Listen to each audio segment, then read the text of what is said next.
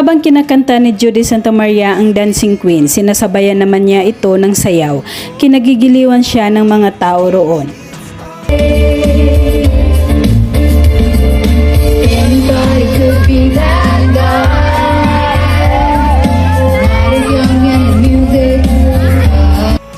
Todo bigay sa kanyang performance si Judy Santa Maria na nasa gitna ng stage at napapalibutan ng mga audience.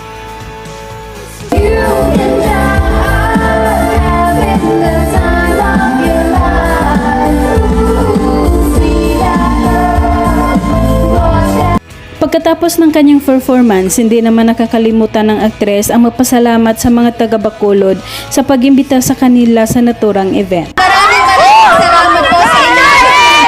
I do hope na patuloy niyo pong suportahan ang Lavender Fields at syempre